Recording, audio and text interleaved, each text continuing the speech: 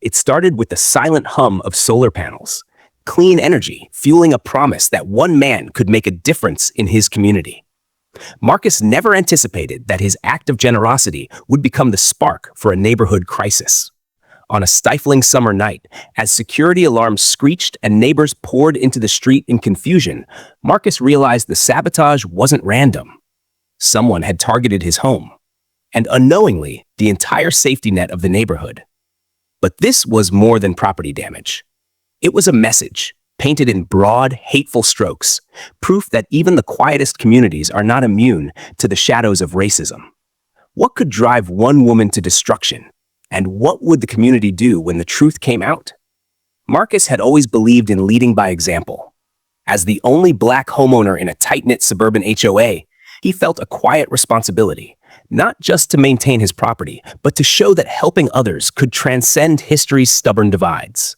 He'd saved for years to install his solar panels, proud that they'd not only power his house, but feed excess energy back into the communal security system at no charge. He'd coordinated with the HOA, filed every permit, got every inspection. Still, from the moment the panels went up, complaints trailed afterward like shadows. At every board meeting, Karen found some new objection. She called the panels an eyesore, claimed they lowered home values, that the reflective glare bothered dog walkers. To Marcus, it didn't feel like a dispute about aesthetics. It felt personal. Karen's voice, sharp and authoritative, carried more weight than it should have. She was the de facto power behind the HOA board, and Marcus sensed the others followed her lead, sometimes out of agreement, sometimes from fear of making waves. The neighborhood was a picture of order, a place where lawns stayed trimmed, mailboxes matched, and differences were quietly discouraged. Most people smiled at Marcus, but few invited him in. Still, he persisted. He organized a block cleanup, fixed the broken swing set at the park, and volunteered for the safety patrol. With every action, he hoped to prove his belonging, not just by deed, but by heart. Yet as summer deepened, so did the tension, and Marcus couldn't shake the uneasy sense that he was being watched. Day after day, Marcus found new warnings tucked into his mailbox. Friendly reminder, no modifications to exterior property without approval. The notices were unsigned, but he recognized Karen's pristine cursive. The air seemed thick with judgment when he walked by, neighbors' conversations pausing until he passed. Microaggressions multiplied. His trash bins cited for being a fraction out of place, small gatherings at his home labeled as disturbances, a neighbor's child forbidden from playing with his daughter. Word spread that Marcus's panels did more than just feed his house. Whispers followed that he must be getting a sweet deal from the HOA, or worse, that he was using the system.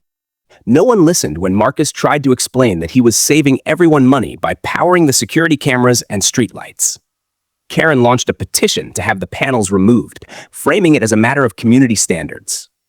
One humid afternoon, Marcus returned home to a sickening sight. The once glimmering solar panels had been coated in viscous gray paint.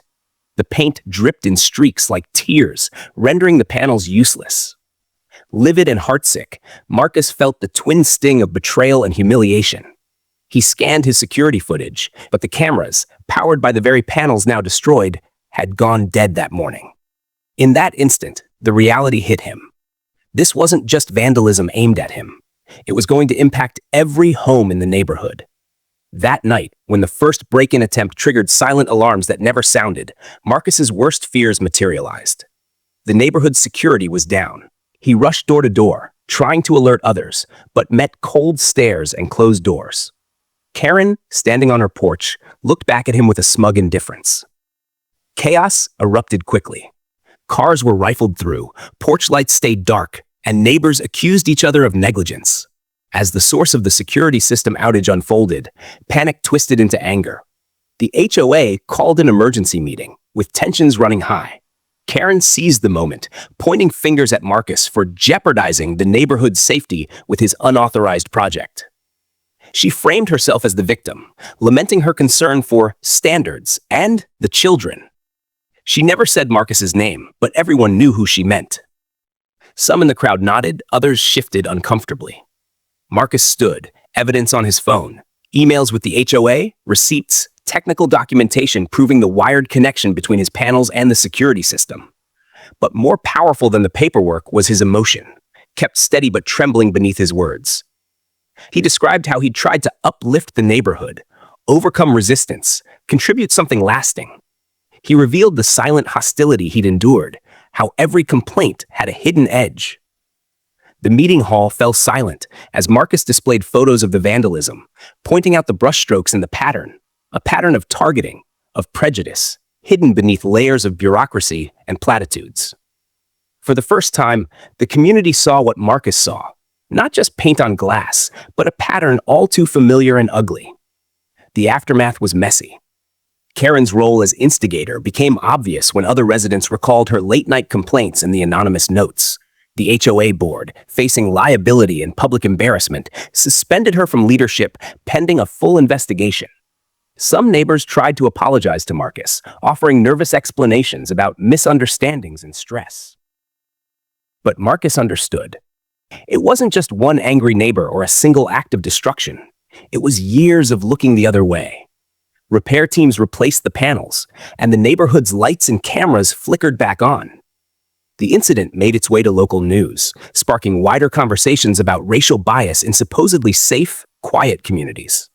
Marcus didn't want revenge. He wanted change.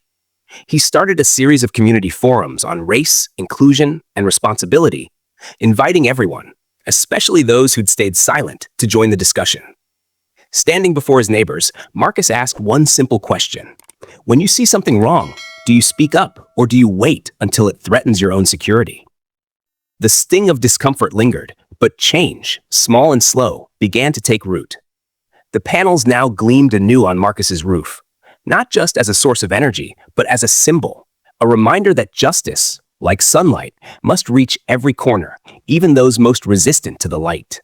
Would things have changed sooner if only one person had spoken up?